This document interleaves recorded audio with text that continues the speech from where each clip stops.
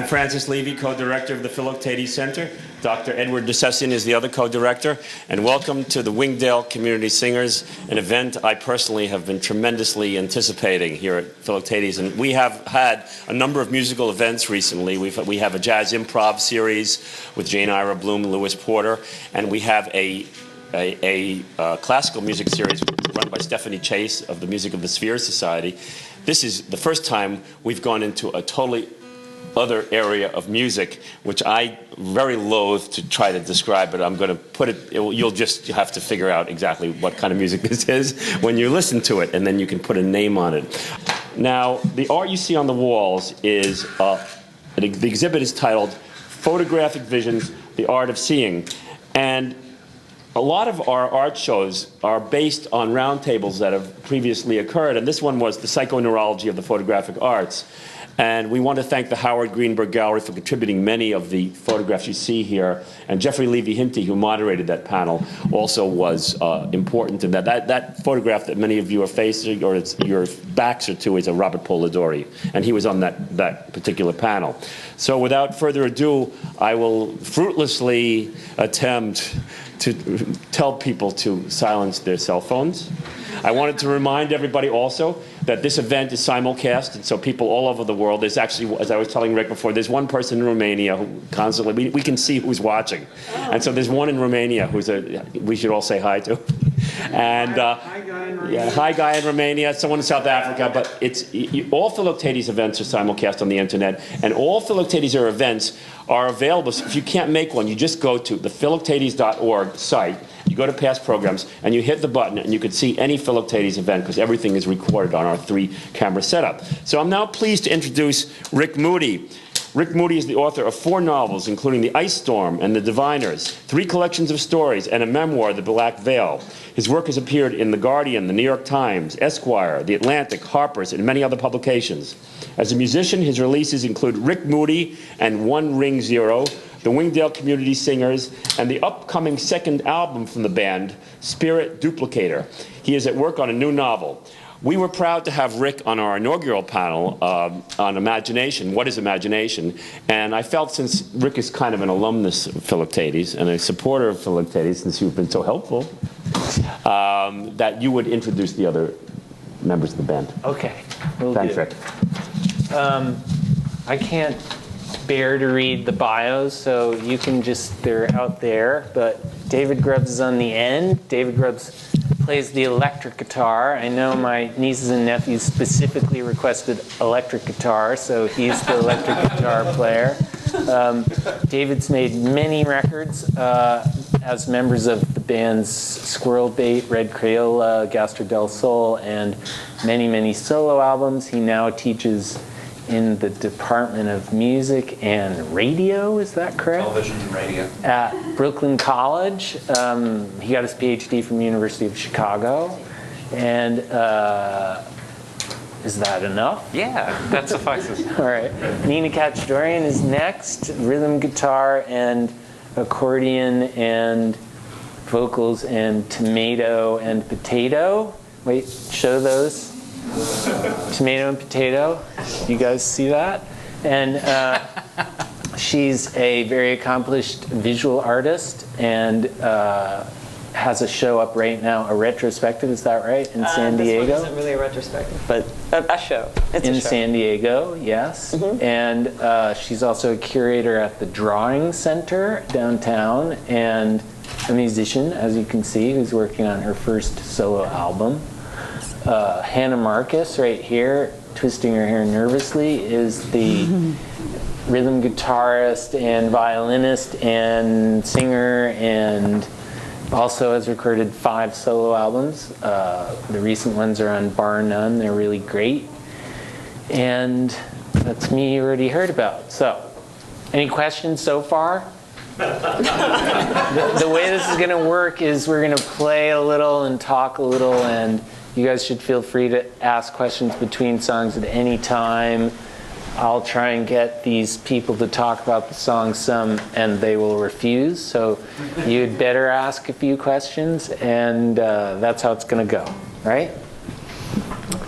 Would you like to introduce the first song since it's yours? Oh, and perhaps we should talk talk about the organizing Oh, good point. Go conceit ahead. of the set. We're playing the songs in the order in which they were written. Roughly. As best we could. It was the conceit. This is a song called Blue Daisy from our first record. I shall say nothing more about it. Okay.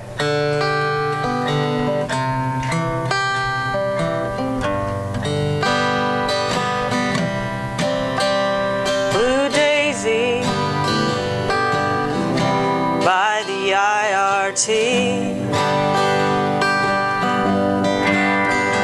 Blue Daisy, are you a refugee?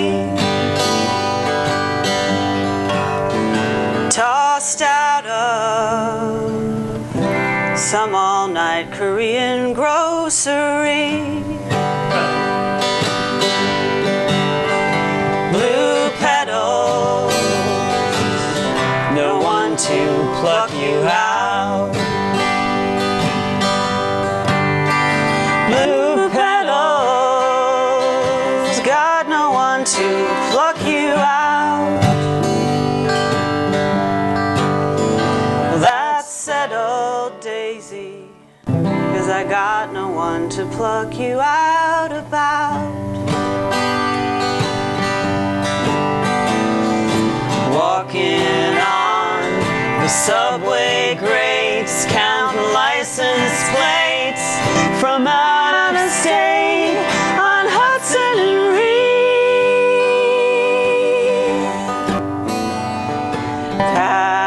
Paramedics, double parks, are getting headaches in the dark from smoking weed.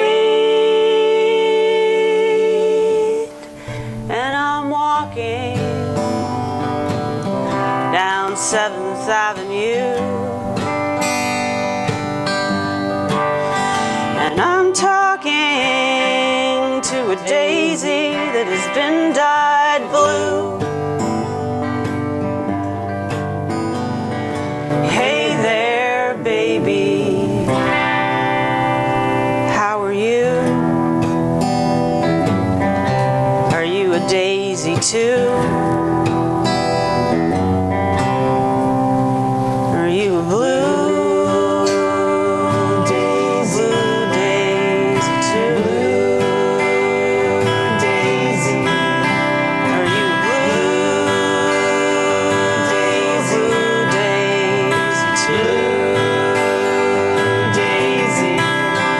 Are you a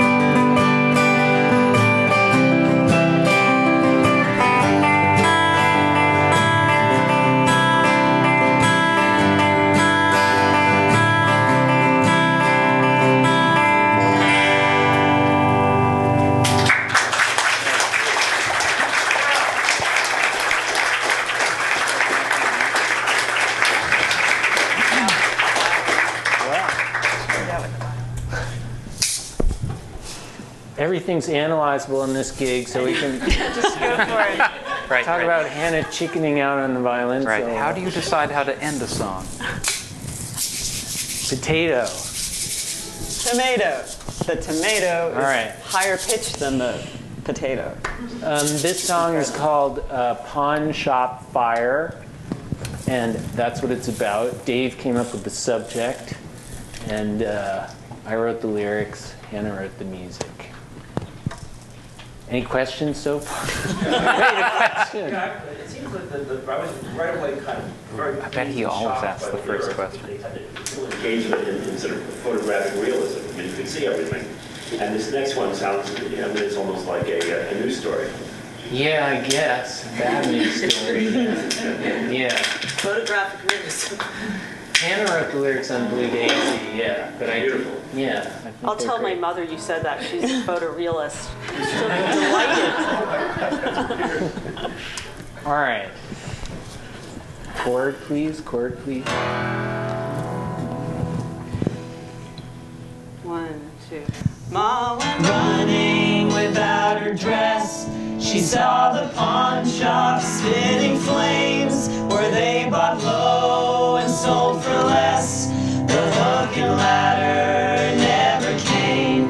They set the pawn shop on fire, on fire. They set the pawn shop on fire. Dad was drinking around the clock. He hadn't bathed in 40 days. The package store was out of stock. They took up their thieving ways. They set the pawn shop on fire, on fire. They set the pawn shop on fire. Rage is what frustration brings. When you've run out of everything, summer spreads its blanket wide. Shops all lock their wares inside. The women gathered in the kids, some blankets and some first aid kits. The men despaired what they had did. The stealing was the least of it. They set the pawn shop on fire, on fire, on fire. They set the pawn shop on fire, on fire.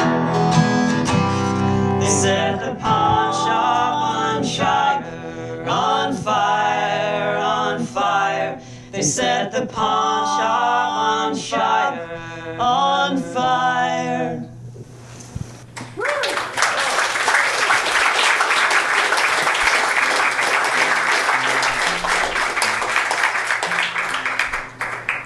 Can I say one thing about that song? Yeah, sure. I always think it's bad form to talk about how long it takes to write a song. On the one hand, you have people, bragging that they can write a country song in 10 minutes, or you have a more pop baroque lyricist saying that they spent 3 years working. Leonard Cohen saying he spent 3 years writing a verse. 10 years. Anyway, Pawn Shop Fire was a kind of experiment in the former, in accelerated songwriting, and Rick does excel in this idea of accelerated songwriting. So he was casting about for topics, and I agree with you that it sounds like a news story in the way that in Harry Smith's booklet accompanying the American Anthology of Folk Music, each song was given a headline as if in a newspaper. So that's where the idea for Pawn Shop Fire came from. Isn't there a misunderstanding with the title too? You mean there's an alternate title? Isn't that what you thought In it our said? family-friendly Oh, sorry. environment, we're going to leave that one out. All right. Yeah. So how fast was it written? Less than 10 minutes, maybe? You wrote the lyrics in less than 10 minutes? Yeah, there were extra verses too. It got cut down. And that was cut down. Yeah, Yes. that's really Because how it takes me 10 years to write a lyric. really how the bulk of the lyric writing in the Wingdales goes this way. I write a lot of lyrics and then everyone cuts them down. They're your editors. Yeah. All right. So shall we play this next song? Oh yeah, this is a good one. This is sort of the Juicy. kind of the hit on the first record, to the extent that there is one. It was the single. Yeah, it was the single. Yes. It's called "Give It a Kiss." 2, 3, 4.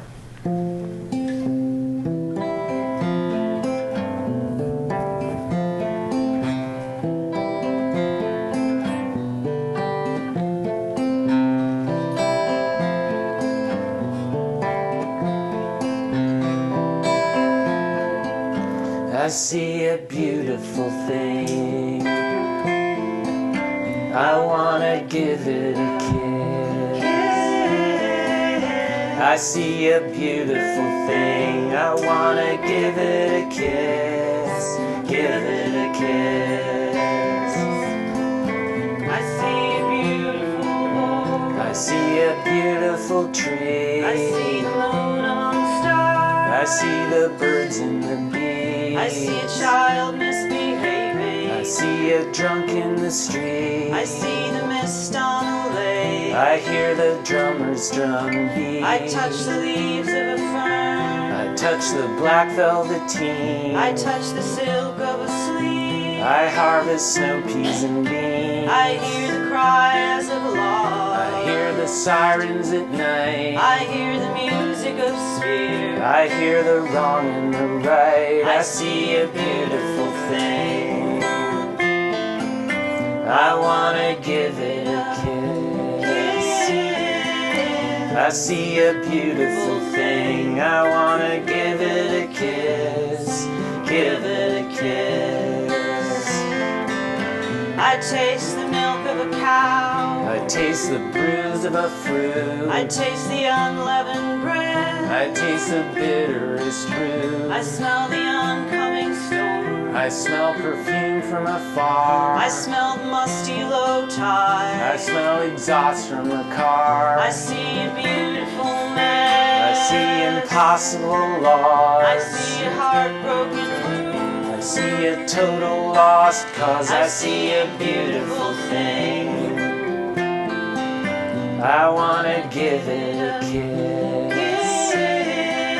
I see a beautiful thing. I wanna give it a kiss. Give it a kiss. I wanna give it a kiss.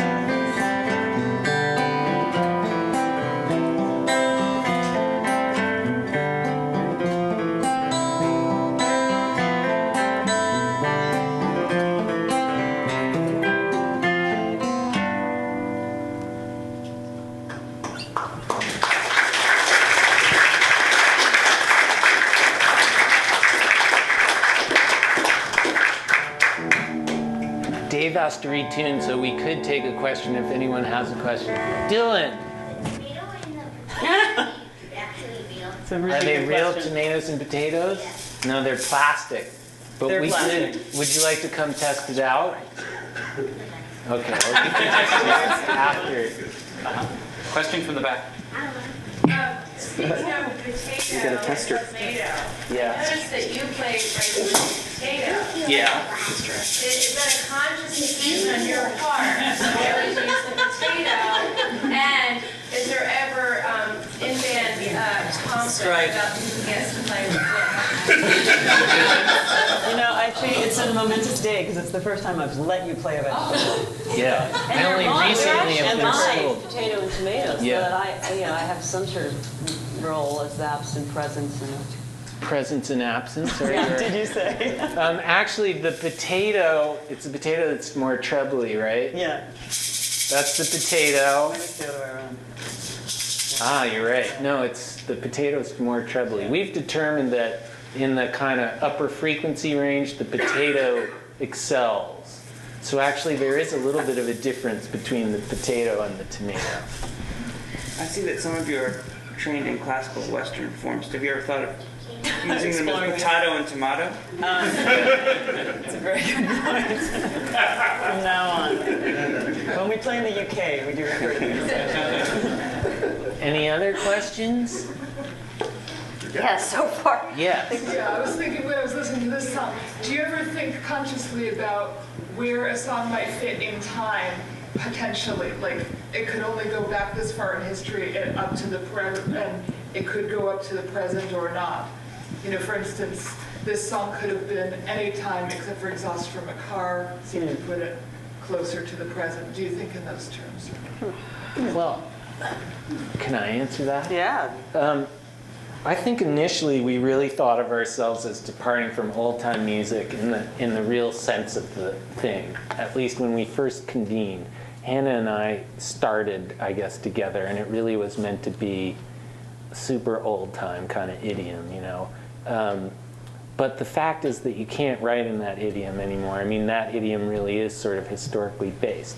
You can play those songs, and we actually really like to play those songs, I think, but you can't write an old-time song anymore because I think of post-modernity or whatever. It just can't be done. So we made this, I think, effectively realize that the only result is that you can take old chord structures and old musical forms, but that the lyrics would probably have to reflect something more contemporary, unless you're like slavishly trying to imitate something that's from this prior era, or that's my response to that. Yeah, someone to give you a kiss in the Ozarks in the 20s, they come after you with a switch. Yeah, exactly. I mean, it's different. It's different trying to say those things with a song now. It can't be done. Also, the thing that I was sort of trying to conceive of that I think actually we've succeeded in a couple of songs. I mean, we veered from that sort of project a lot, but is that old-time music was about the present, was very much about what was going on immediately in the present. And so if we were going to write, it was sort of like news. And that was always the concept. I mean, it was never like, okay, we're going to try it. It was actually about what's happening now. So why be afraid of writing about your experience now? It seems like there is it's easy to romanticize, you know, writing about West Virginia in the 20s, but I'm not there. How about the Philoctetes? We've been pronouncing it wrong. Yeah, I think we have. Maybe It's that okay. explains. No, everybody pronounced it differently. Oh, really? It's a free-for-all. But the other answer to It'd be good this, for a rhyme in a There's like song. 5 different Philoctetes, I think, is better than Philoctetes. the other answer to the question is that as a result of sort of tilting at the old time thing, I do think it's true that we've ended up making music that doesn't sound like it's specifically now in a way. I mean, you could take our first record, it could have been made at any time since 1966, basically, you know. And look at us. It's not like we have a lot of digital stuff up here, you know. So even though I don't think it can really be done, you can't duplicate the old form. It is possible to simplify, and songwriting right now seems so technologically based. It's nice, and for me anyway, I assume for the rest of the band, refreshing to kind of clear away all the technology of modern music making and just get together and sing. I think that explains what was striking me was that how modern and how old it sounded at the same time, and how unself-consciously so. And how is it so unself-conscious and yet so aware? And I think those two things explain it, and particularly that writing about now makes it modern, but it also makes it old, because that's what the old songs were about. Yeah. So that makes a lot of sense. Well put. Good. Well, the next song is about a photograph entitled "Family Plot, Mayfield, Kentucky," and it's a photograph by Walker Evans of a group of cemetery statues in western Kentucky, and William Faulkner wrote about it, and he described the photo as saying, "The statues defend the dead from our kind. They shield the dust, the harmless dust, from anguish, grief, inhumanity." And I thought it was a interesting song about a graveyard in which the dead need to be protected from humanity. So this is called "Family Plot, Mayfield, Kentucky."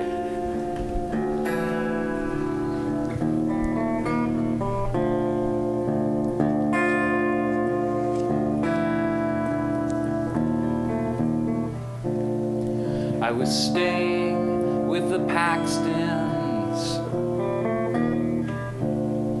who suggested I see the cemetery. Somebody had the idea to form a phalanx of statues in sandstone. There were 18 in all, 1 to 1 tall. But now they've all turned their backs to you, as hard as that sounds.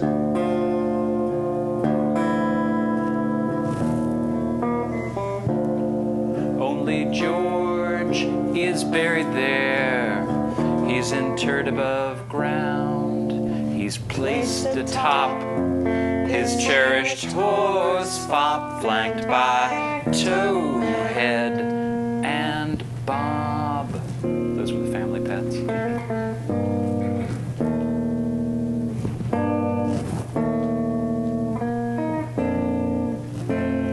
Will the statues defend the dead from our kind? They shield the dust, the harmless dust.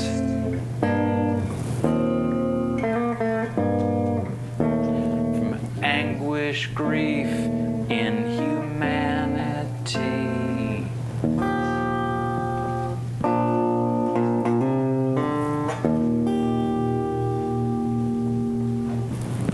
All right.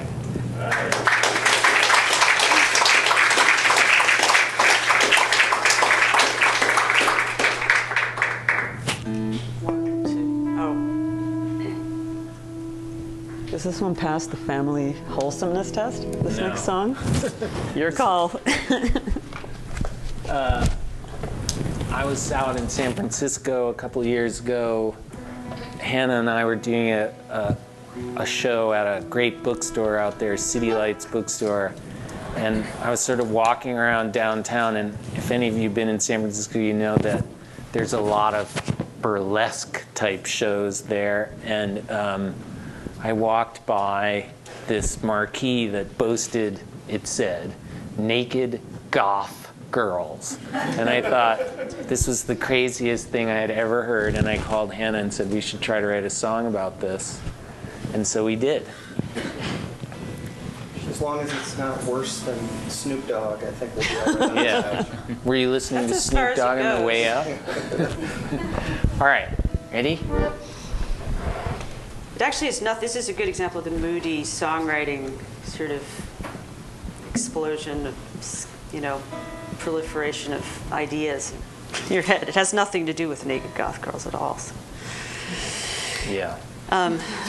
Actually, Cuban in fact, Revolution. It's about illegal immigrants and trying to express compassion for their struggle. When I started writing it, it had more to do about Naked Goth Girls, but then he eradicated that. All right. Okay. 1, 2, 3.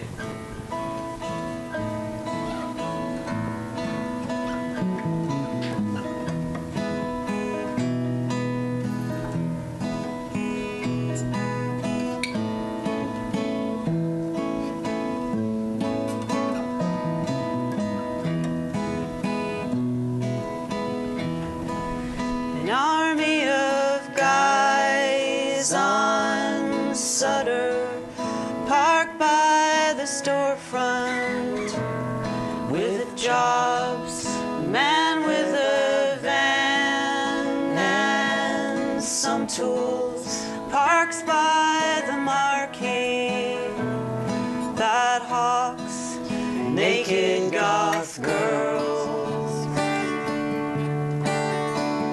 naked goth girls, naked goth girls. The rain fell in sheets till past lunch. Junkies and drunks ambled by. I watched for the girls in red lipstick, dressed in rags for all. The men with the cash. The men with the cash.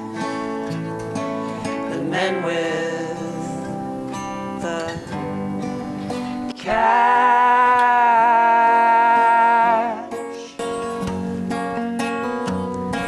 The tourists take cabs up the hill. They watch us like ghosts in the night. My sister sends money back home, save for a room of my own, with a shower and heat. She looks like she's had a few drinks. She looks like she's watched the sunrise. She wouldn't dance for a pollo. She doesn't need drywall and paint. No. Naked goth girl.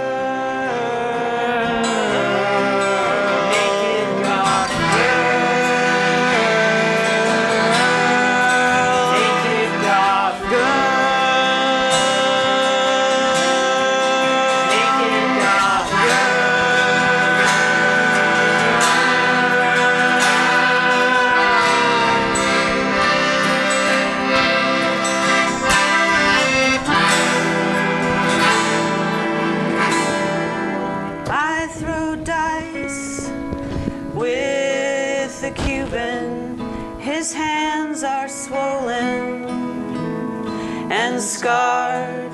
He says he's had girls by the hundreds, a mansion with servants and cars before the Castro regime.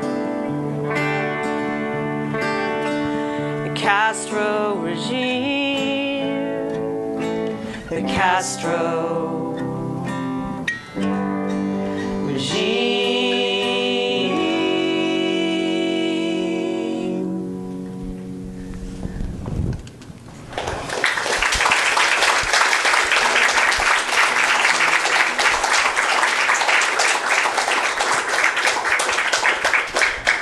Yes.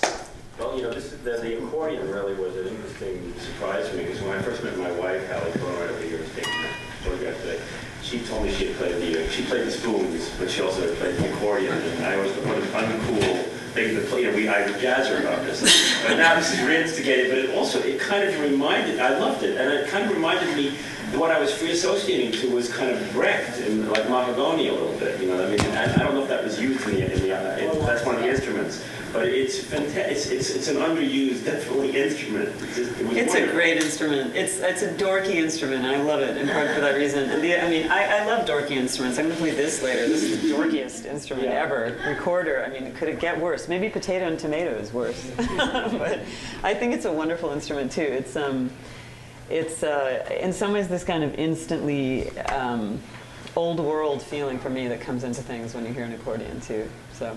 Salt in the air. Yeah, but it seems always, we've never really talked about this, but to me it fits the song apart because it is about people from elsewhere and immigrants and things that are kind of worlds clashing in a way, maybe.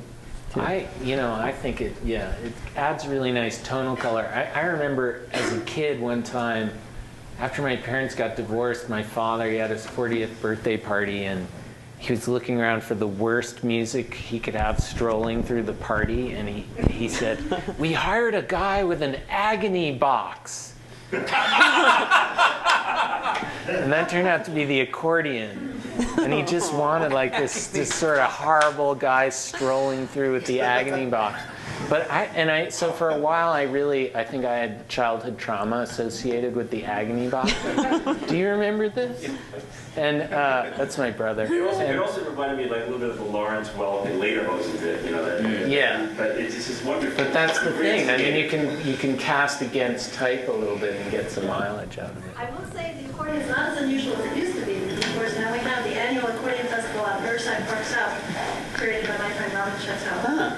And here, those in the Hudson River, wonderful place to look for. Yeah, I love them now. I think they're great.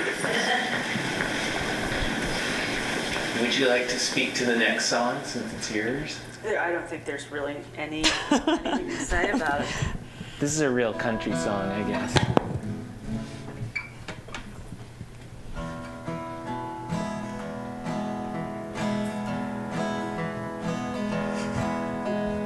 That's it.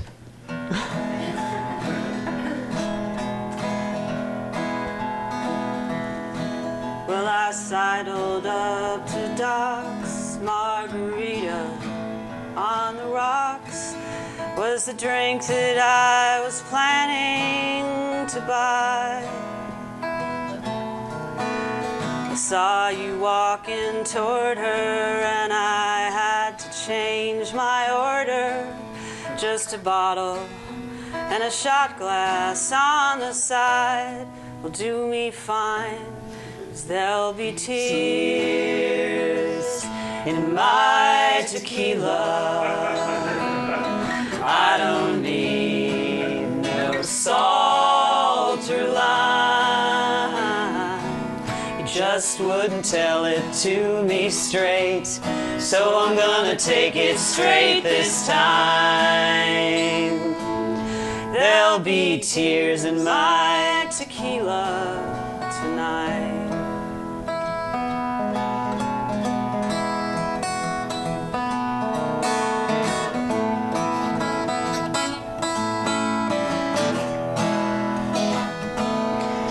Well, it's strange how in an hour something sweet can turn so sour. I don't wanna see, but I can't help but stare. Your soft looks got me drowning in this hard stuff that I'm down in. Pretty soon though, I won't even know they're there, and I won't care, 'cause there'll be tears in my tequila. I don't need no salt or lime. You just wouldn't tell it to me straight, so I'm gonna take it straight this time. There'll be tears in my tequila tonight. I don't need another sunrise painted in the colors of your pretty lies, 'cause I got something pure and true, something I can see right through. Hold the grenadine, the orange juice, tonight there's only tears. My tequila. I'm gonna leave that worm behind. Just wouldn't tell it to me straight, so I'm gonna take it straight this time. There'll be tears, just tears, only tears in my tequila tonight.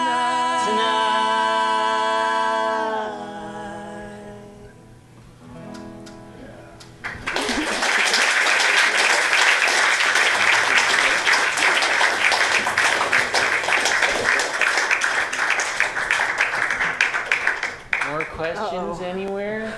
Any questions? Your nephew has a question. Dylan. Tequila, it's a kind of drink that comes from south of the border principally. I think it's fermented agave, is that right? That's right. And it comes in a little worm in the bottom of the bottle. And the big thing is just when you finish the bottle, you're supposed to eat the worm. You can remember, he's not making it up. It's really true. How am I going to do this? Other questions? Okay. What are tears? This. Oh, okay. Where did tears Yes. come from? You sing together so beautifully, and you're also accomplished and do so many other wonderful things. Do you practice together regularly throughout the year? Is it part of your regular week, or do you come together for performances? The brutal truth. We do all have a lot of, we do all have a lot of other lives going, but we play, we often play, I think, when there's an opportunity to play, too. So, a show becomes a reason to get together and play and write more. It's good to have deadlines sometimes, I think, speaking for myself anyway. So, no, we certainly don't play every week. And I think this is our first live show, actually, since last summer, because we've been working hard on a record, and that's been where we've been putting our time and energy, so. It's good to sing together if you want to sing a harmony, though. I think drilling harmonies is how it happens. I remember saying to Hannah one time that I was like a big influence for the band is this old group, the Carter Family. In fact, we're going to sing a Carter Family song later. And I was asking Hannah how the old country singers got their entrances and their exits down so well, and they did it just by drilling, you know, just sing together as much as you can, you know. And I think that we're getting better at trying to get the uncanny harmony thing down a little bit. That's the goal, because it's a lost art. There's not a lot of harmony singing anymore. Rick, what's the best way that people who've been whispering about, you know, these records that you've referred to, what's the best way to get your recordings? Is it online, or how do you buy them? How can people procure your previous show? Our stuff? Yeah. I have albums that people can buy after the show at the special. Yeah, we've got a psychoanalyst discount, which is they normally cost 15, but you guys pay 45 because if you pay, you'll take it more seriously. Very good, Rick. Trying to research some of our own expenses. That's right.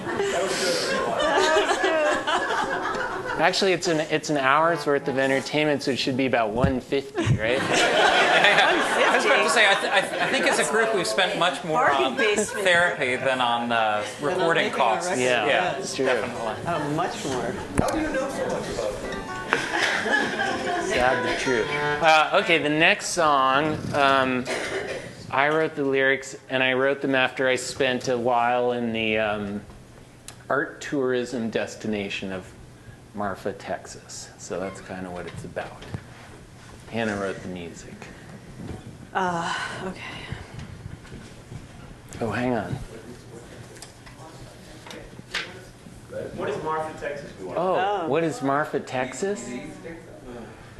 It's south of El Paso, in the middle of nowhere. The entire county is the size of Rhode Island, and it has 7,000 people in the whole county. And I think 4,000 of them live in Marfa. 2,200. Yeah, West Texas, south of El Paso.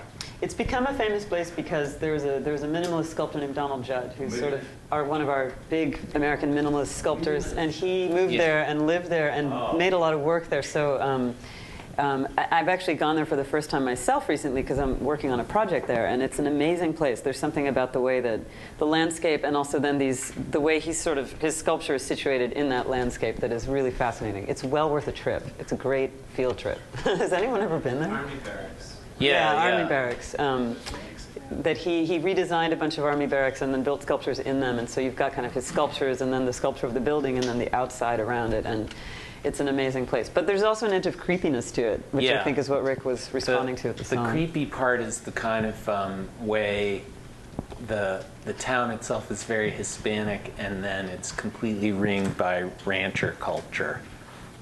Is there really an Armani exchange there? There's a fake one. There's a Prada store, but it's been built as a project by artists, and it's a wonderful project actually. It's a side of the road, it's a freestanding building. It says Prada Marfa, and you see through glass these Prada shoes and bags and all these things. But the shop was built in, I think the piece is from 2005, and the idea on the part of the artists was that they would not do anything to it. It was built and left alone, and it is really falling apart now. So there are bullet holes in the glass. When I was there, you could see someone had taken a couple shots at them, and lots of dead bugs inside, and it's slowly, just like so many things there do, just kind of falling apart naturally. And that's part of the concept of the piece too. So yeah, Prada Marfa. And the song is called Rancho de la Muerta. 1, 2, 3, 4.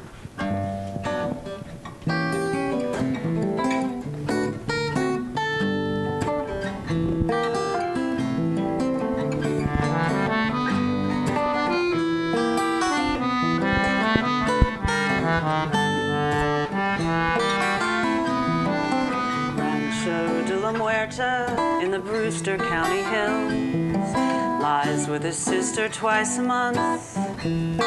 Her issue does he kill and buries them in unmarked graves right beside his steed.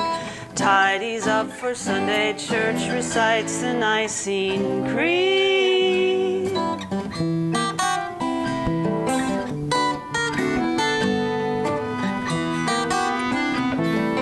Rancho de la Muerta best longhorns in the land, a herd of 13 ravening and pawing at the sand.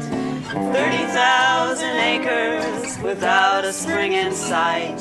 His daddy passed it on to him, and with it, certain rides. Parks his pickup by the gate. He loads his shotgun up again to fire at passing vans of botanists from San Antone, his fiercest enemies who claim a worthless desert flower, Trump's private property.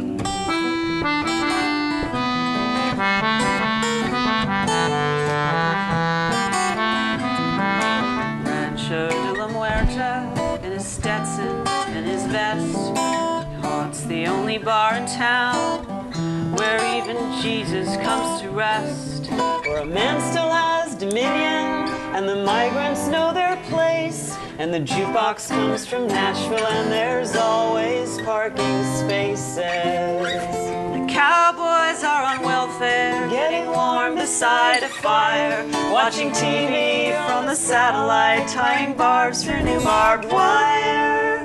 New barbed wire.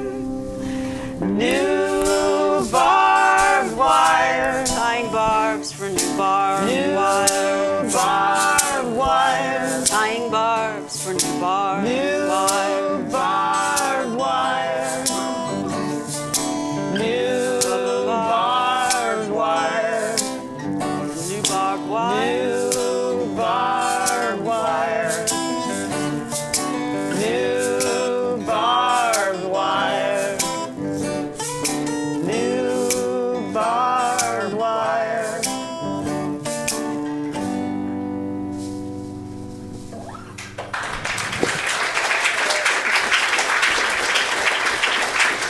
I'm having some sort of like reversal. I can't remember where the city went off to on that. I'll reel it for next time. Oh yeah, you can just hear everything I'm saying. Any other questions? What do they talk about you in Wingdale, New York?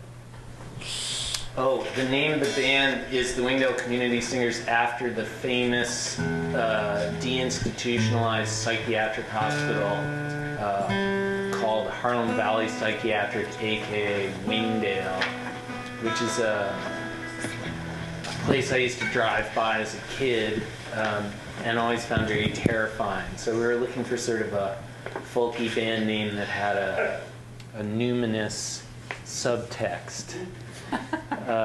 And so we came up with that. I don't think there really is or are too many people in Wingdale now. They're just the hulking remains. So I'm not sure they have an opinion.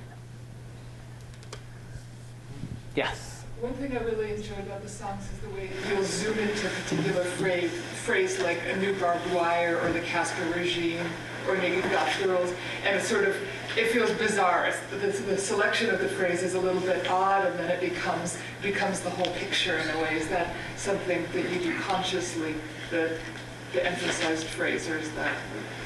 Well, one interesting, maybe you should answer that, because at least for me what's interesting is when I hand stuff over to Hannah, she comes at it how she comes at it, and there's a way that group composition supervenes on my individual intention as a lyricist, and that's a good example of that. Supervention back there. I want to give you this. It's about the instruments that you use in that song, the previous song. That last part in which the potato and the tomato took the space in the song, I think it's better the accordion to be in that space. Well, it's interesting that you say that, because on the recording, the accordion's still on that part, is it not? I'm not sure. There's drums that come in. That's true, the drums. Yeah, we're a little... The agony box would be, this is my Come back. Wait, did you say you were Portuguese? No, I am Venezuelan. But what I say is this, that the accordion, in that space, that timing, the song at the end would be, I would say it's more... You're pro accordion. I like that. It's good. Thank you. would have to hand over the vegetables to somebody else to play at that point. Okay. Drive? I'm stunned by her silence. Go ahead. You mean in the face of the You're comment just about the saying recording? nothing. Yeah, Hannah, Normally don't you we find can't this keep her conversation quiet. interesting? What, I'm afraid. No, I'm just, well... Is your therapist here? No, I don't think so.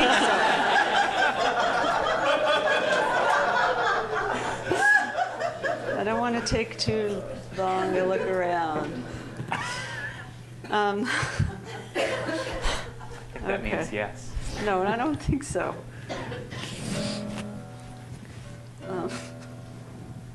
Therapist is in Romania. The webcast on vacation in Romania. From Argentina.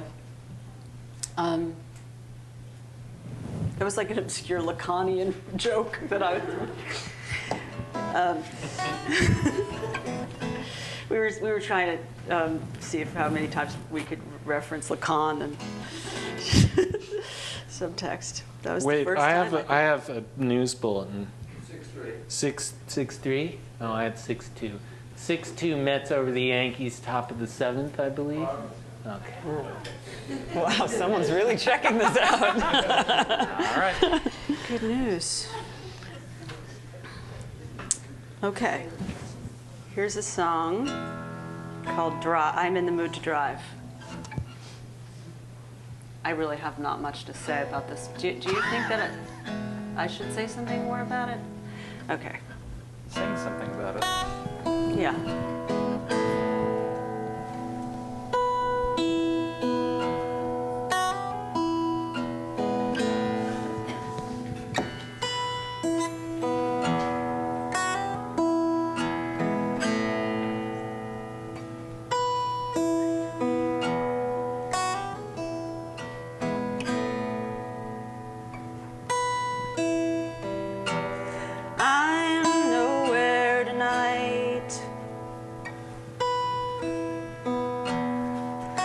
Interstate West, where the sodium lights meet the vanishing stars.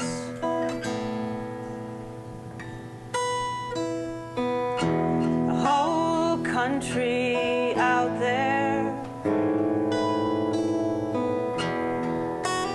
branded with signs,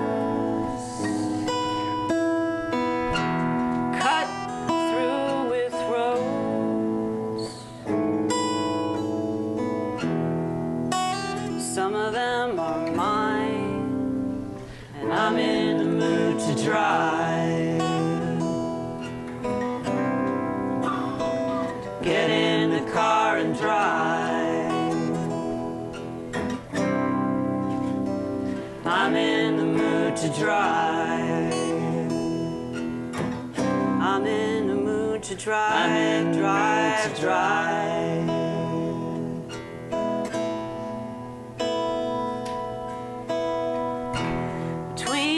Ruptured canyons, brush fire, black trees, on empty side roads where no call boxes grow. Go past industrial fire,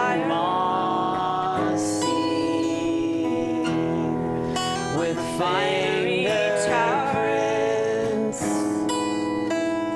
rain, there blossom highway, with a dinosaur bomb, neath the steeple, past mystery truckloads, 50 cars in the garden, town edges covered in gravestones.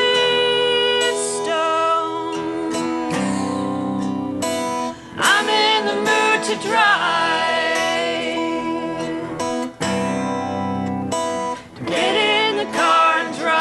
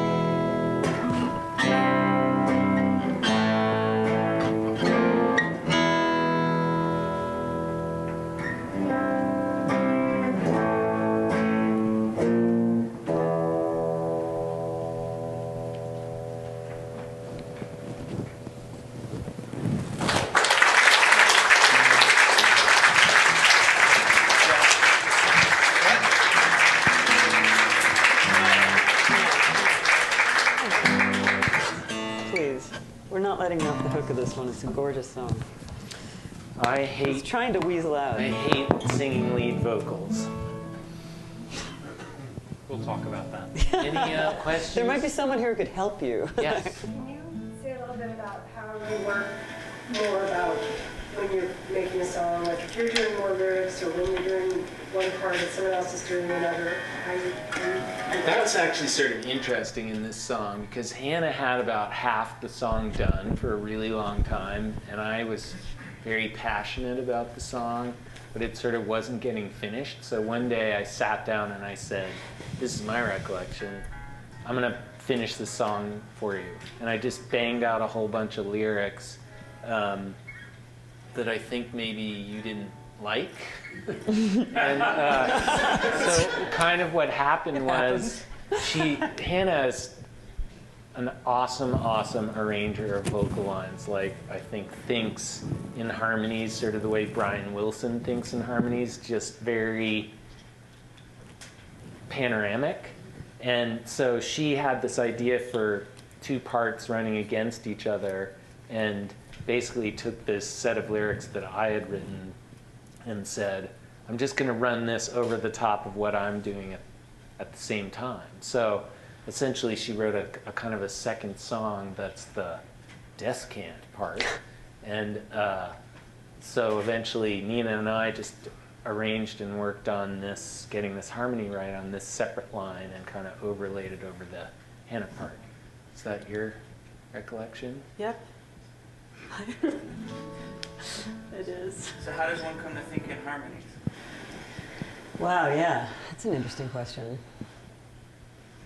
Are there two of you? How do you think in harmony? Can you answer that? I don't know. That's a good question. A lot of listening? I think you do a lot of singing along to yourself, like, or with things in the car, or you know. I mean, I grew up doing that with my family, just belting out things in the car. I'm particularly interested in two completely different things going on at the same time, and especially different lyrics going on at the same time.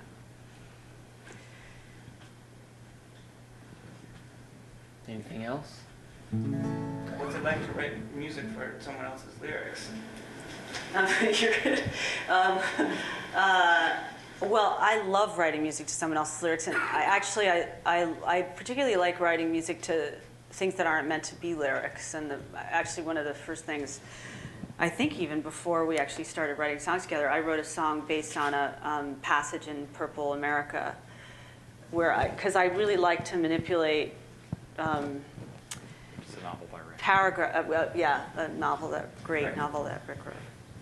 I really like to manipulate the timing of words so that they either a rhyme comes out that you might not have, or an alliteration comes out that you might not have heard before, or something is, or a sentence is split. Like what Francis said. The Wingdale community singers are sinners. God, did I say that? Is there a psychoanalyst in the room?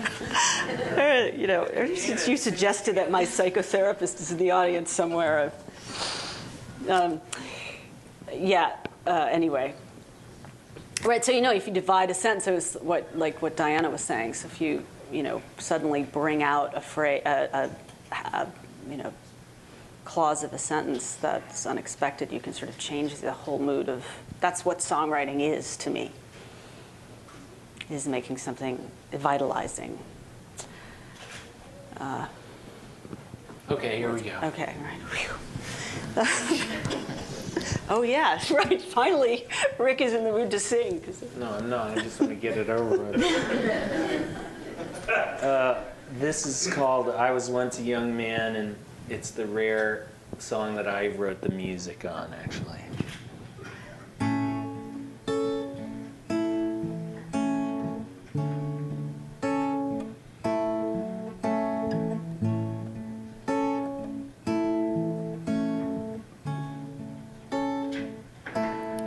I was once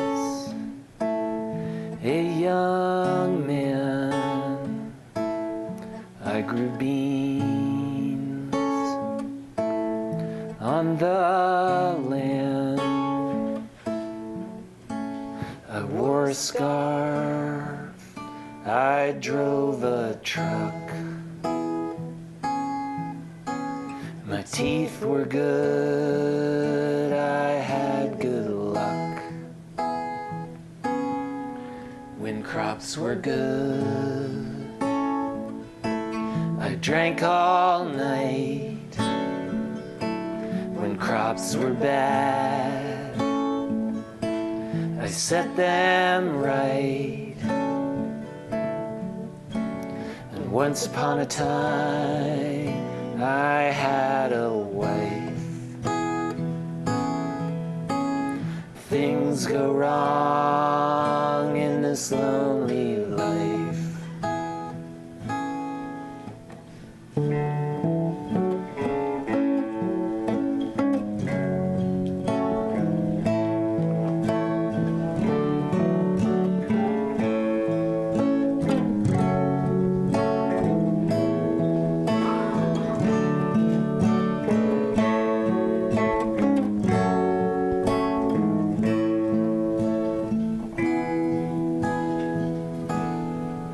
The summer's long, the winter's mean. I'm waiting for the time between. A scene of flood swamp the town.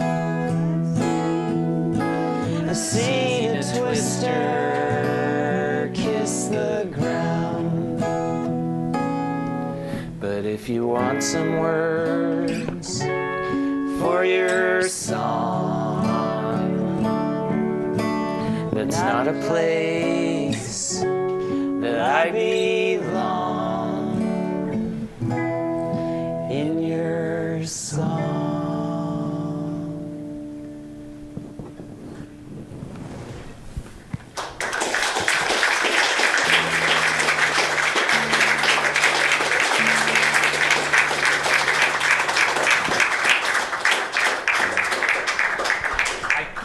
That you were going to deprive people of That's that song. That's all I'm going to say. Yeah. Thanks.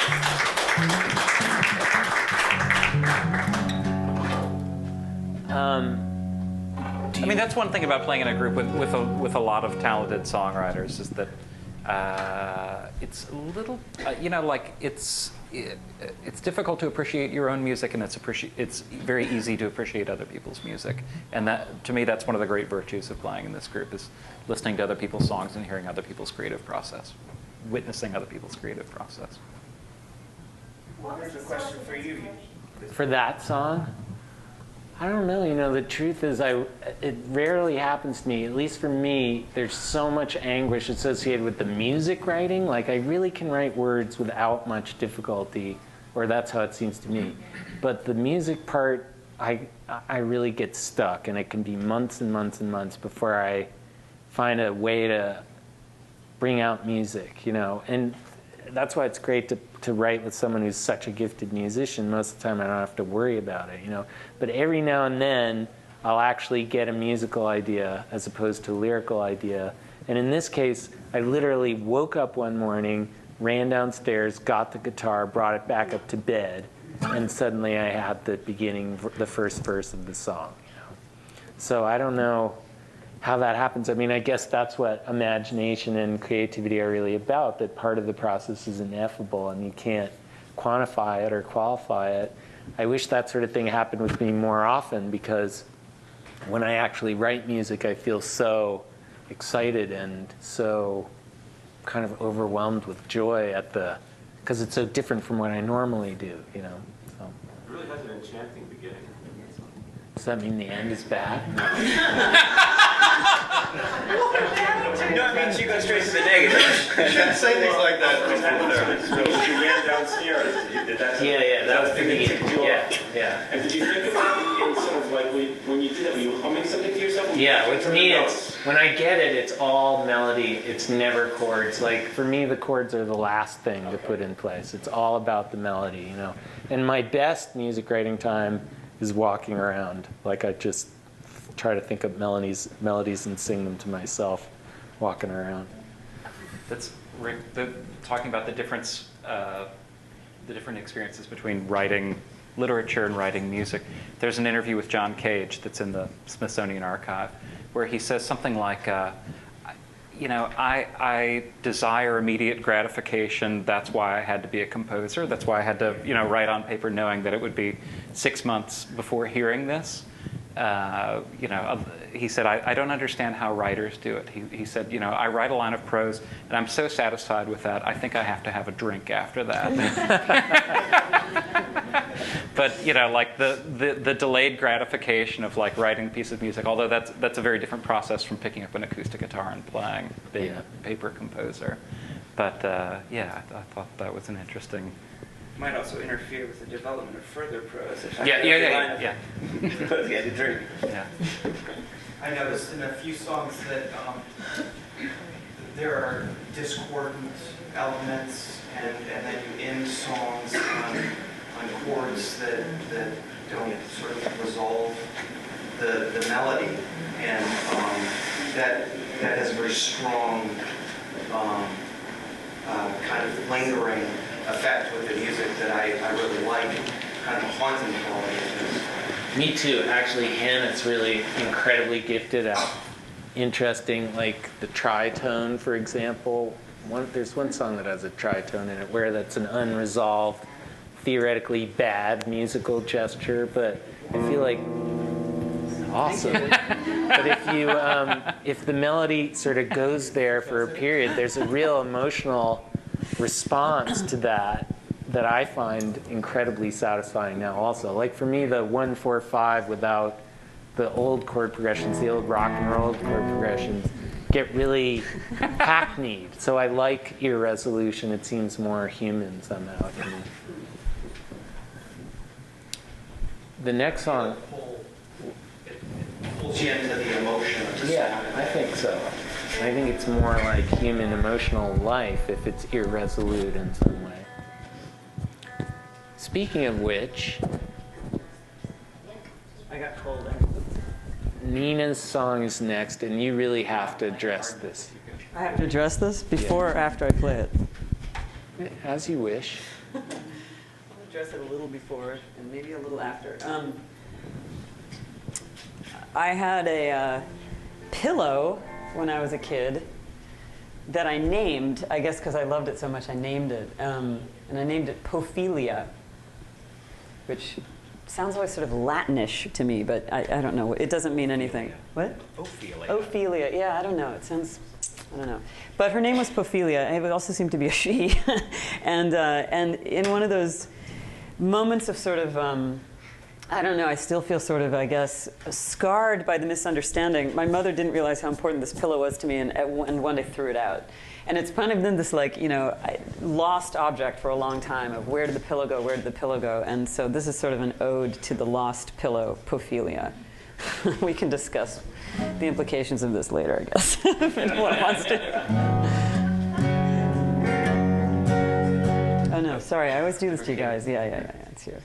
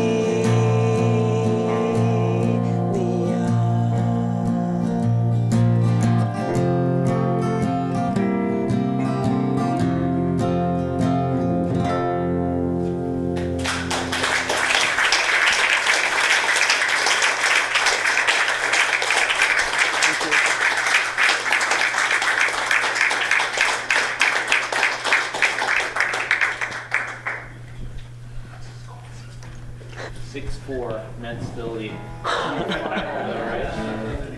NBA. That damn bullpen. All right. So I'm obviously not a violinist, so pardon me, but I'm learning and I really love to play, so. This was a piano solo on an incredibly beautiful recording of this song that will be out on the next Wingdale CD. That, since there's no piano at the Philoctetes Center, I did it on the violin. It's coming along. Oh, that's great. Getting the piano. Oh, the piano's coming. I thought you meant my violin playing. Like, it's coming along. Just keep practicing. Wow, that's great. Yes, Larry. I've heard you guys play a number of times, but I think only once has been in a normal music venue. And, I mean, there are probably other times you haven't been there, but are you calling this a normal music venue? No, but I'm thinking like it's. Where would you see a concert where people ask questions the whole thing? So I was wondering how that, if it affects your performing and how. To be talking?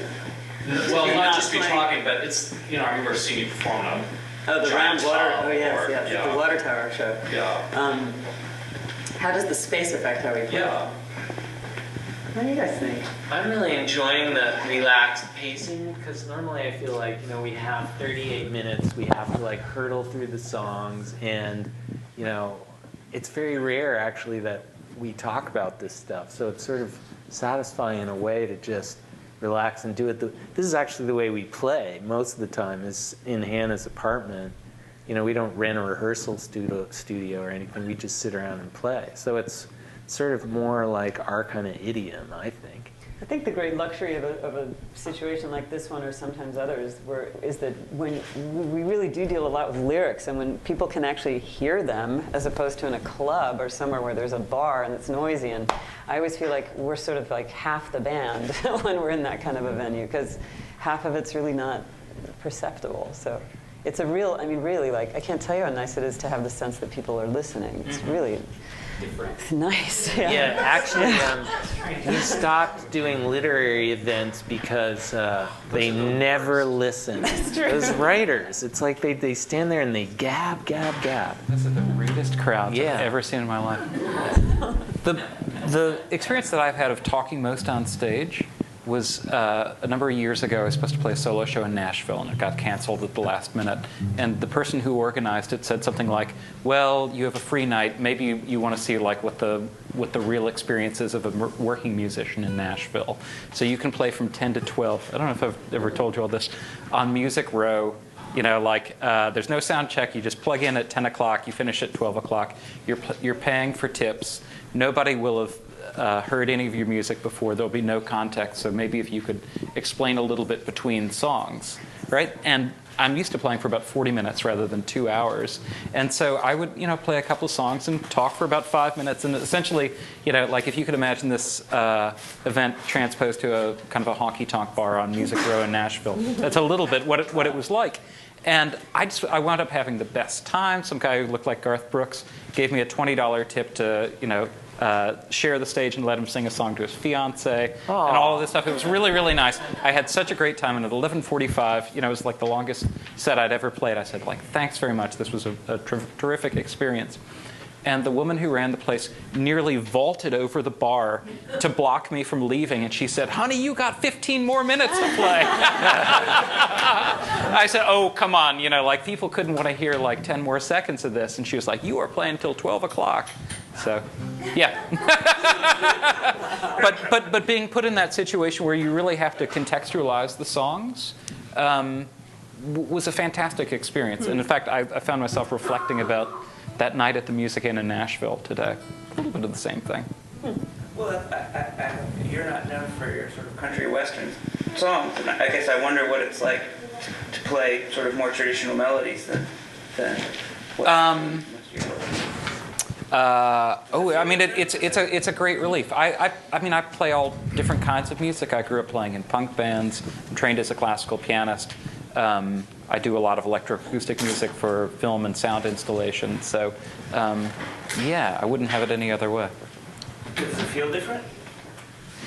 You know, it's weird. What can I say? In some ways, I listen to the open string of an electric guitar playing a 3-chord song, and it's like listening to the open string of Tony Conrad playing a minimalist violin piece for 2 hours. There's something about the very materials out of which these songs are constructed that is actually remarkably similar, even in very different types of music.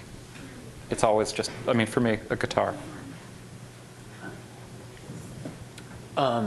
Shall we play another song? We should have. Yeah, I think we're driving people out, so we're not going to go on too much longer. Well, Rick, a very good technique in playing in front of an audience is to say things like, we've got a couple of songs left. Okay, we've got a couple of songs left. Right, like in a baseball game. There are 9 innings. Right. And there's an end in sight. Then we have 3.5 more innings. Well, we've got 3 songs and an encore left. Yes, okay. Should we cut one? All right, let's go to My Les Paul then. We have 2 songs. Maybe they'll cut the encore. You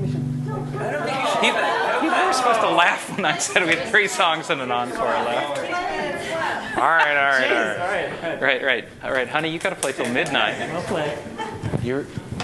Go for it. 1, 2, 3.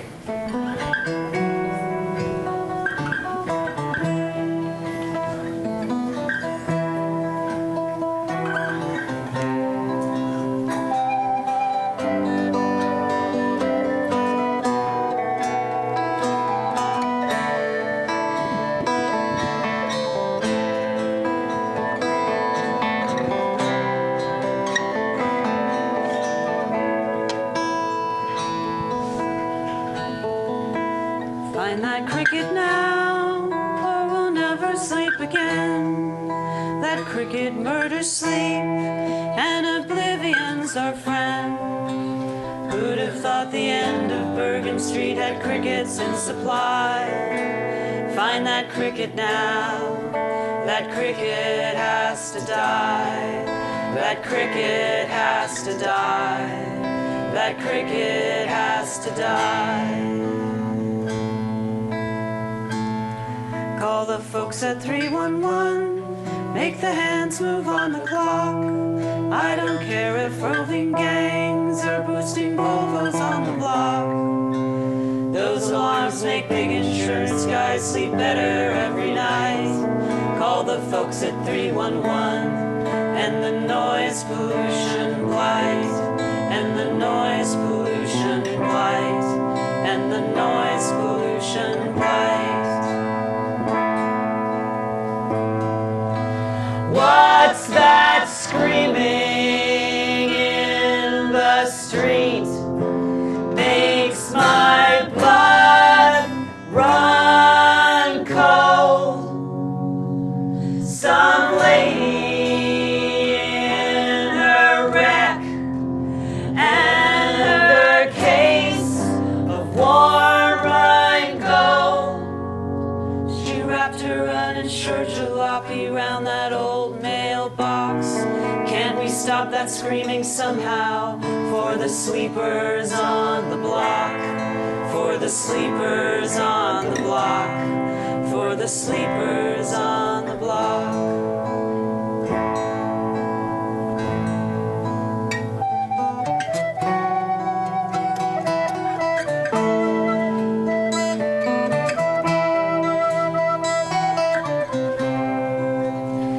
The cricket brings good luck, how about a locust swarm? Find that cricket now, make this chilly bedroom warm. Make this chilly bedroom warm. Make this chilly bedroom warm. Make this chilly bedroom warm. Make this chilly bedroom warm. Make this chilly bedroom warm. Make this chilly bedroom warm. Make this chilly bedroom warm. Make this chilly bedroom warm. Make this chilly bedroom warm. Make this chilly bedroom warm. Make this chilly bedroom warm. Make this chilly bedroom warm. Make this chilly bedroom warm.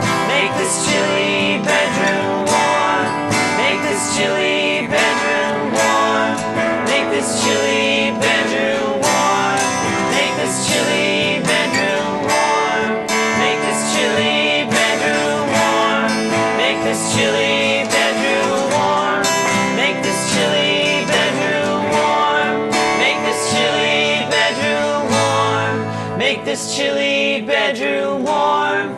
Make this chilly bedroom warm. Make this chilly bedroom warm.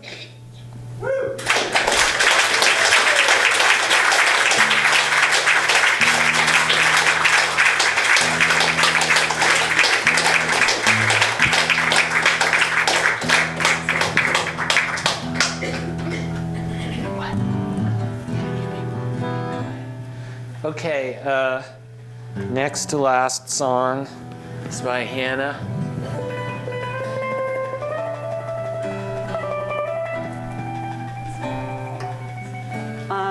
This song is about a guitar that I sold and no longer have. And I enjoyed it while it lasted.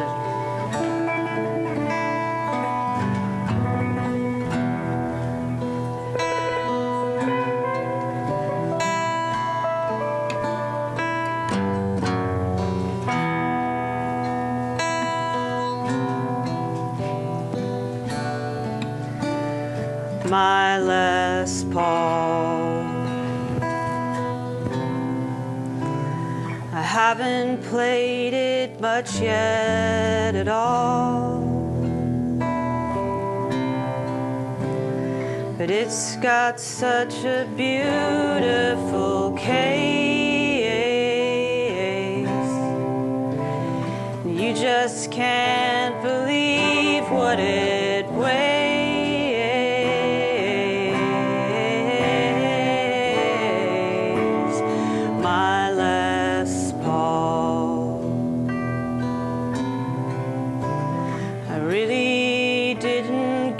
Such a great deal.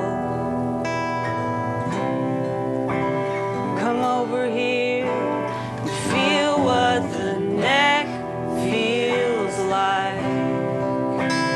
I kept asking the salesman for his advice,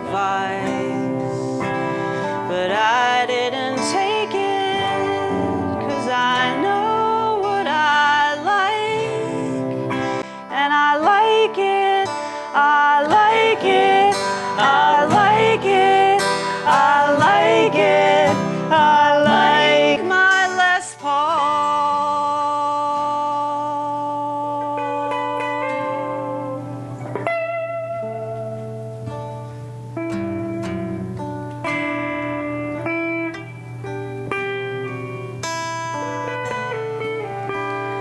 My Les Paul. Apparently, the headstock is crazed,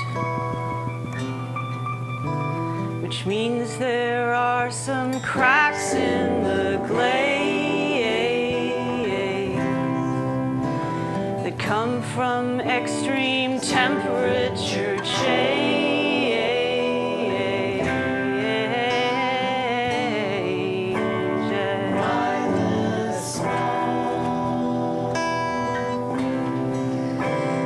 Finish on the pickups has been acid aged. Now I know that may seem like a lot to go through to make sure you can see that it's not brand new. But I guarantee its intentions are true.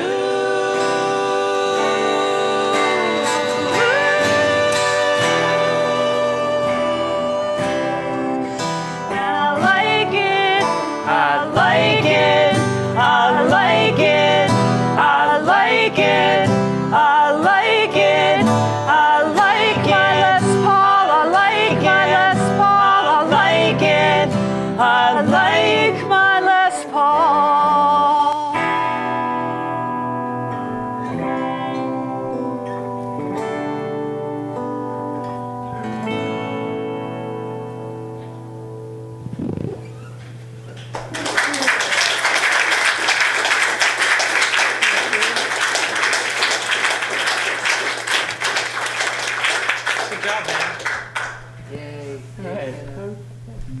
you, David.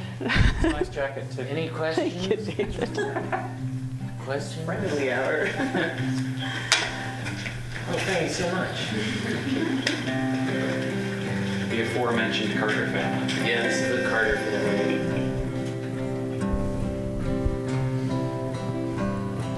Sadly we sing and we tremulous fret as we stand at the mystical stream.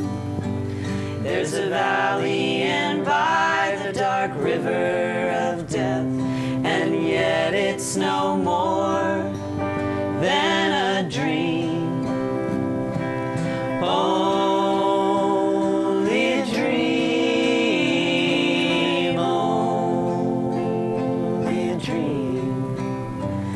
And glory beyond the dark stream. How peaceful the slumber, how happy the waking, for death is only a dream. Prepare me, my Savior, prepare me, I pray, to cross o'er that turbid dark stream. Oh, lead me and guide me and be near my side. It'll be nothing more than a dream. Only a dream, only a dream. And glory beyond the dark stream.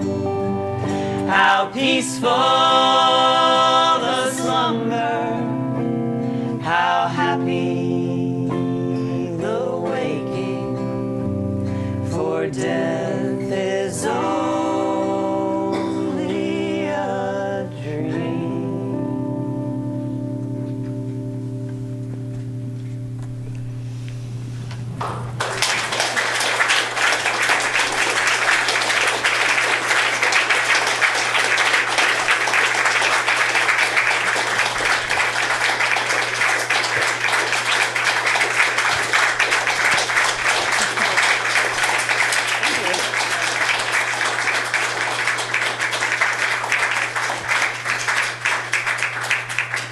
We do have one last thing that we did especially for this event, in fact. But are there any questions before we play the last song? Probably your... Next show. Oh, Yeah. June 28th, Barbez in Brooklyn, Park Slope, 9th Street and 5th Avenue, 8 p.m. What's it called? Barbez. If anyone wants to be on the mailing list or that kind of thing, we can get your email address and let you know. Yeah, and there's a box of CDs. It's just $150 per CD.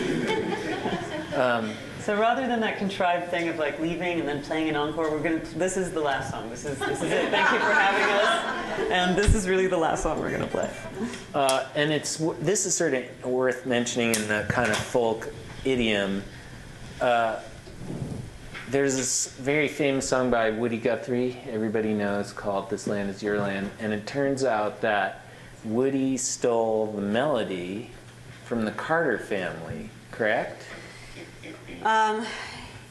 Yeah, basically. I mean, he stole the melody. He was actually really a lyricist, and he kind of filched the melodies as many folk players did in those days. But then they grabbed it from. But they had stolen it. They had stolen it from a blues singer. Davis, Yeah, Blind somebody or other, the blues singer. One of the many. And he, in fact, had gotten this idea. His song is called "Rock of Ages" from this old spiritual. So this is about 4 times removed this song, which we... And actually, they made up the melody, slightly different melody to his lyrics, and then Woody Guthrie took the melody and made his lyrics to the melody. Except we changed the title to Rick of Ages. Rock of Ages, new lyrics, old melody.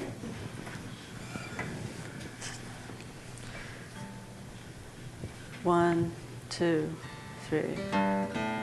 It's right, just me.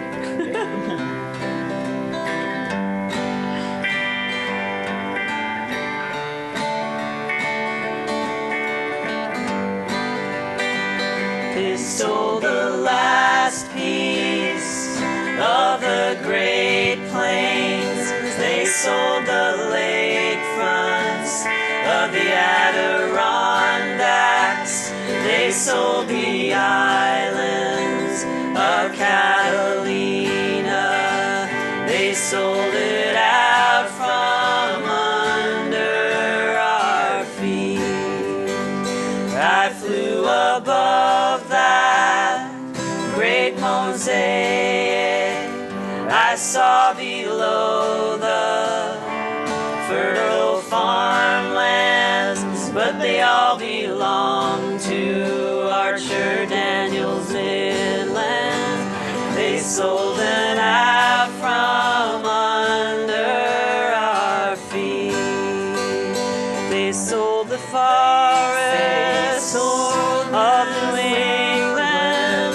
They sold the canyons. They sold the canyons and they spied a David. They sold it out from under our feet.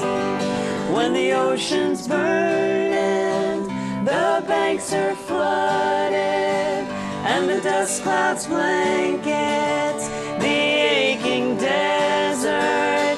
Oh, hide with me in the Rock of Ages, Rock of Ages, cleft for me.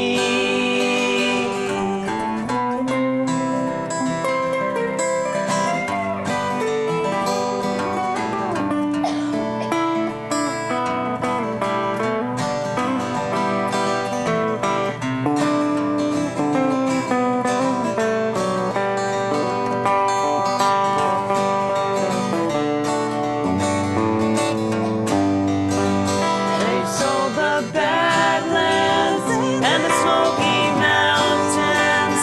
They sold the islands of Manhattan. They drilled the wastelands of Great Alaska. We sold them out from under our feet. When the ocean's burning, the banks are flooded, and the dust clouds blanket the aching desert. Oh, hide with me in the Rock of Ages, Rock of Ages, cleft for me.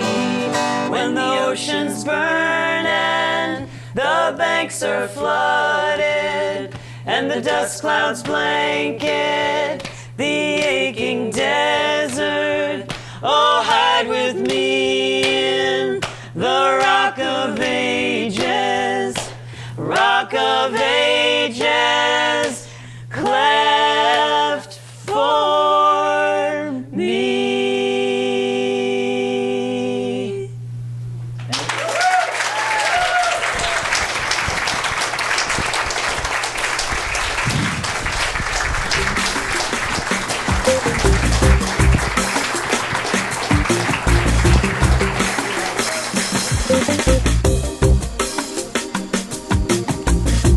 Further information about our programs and a complete archive of past Philip Katie's events is available at philipkaties.org.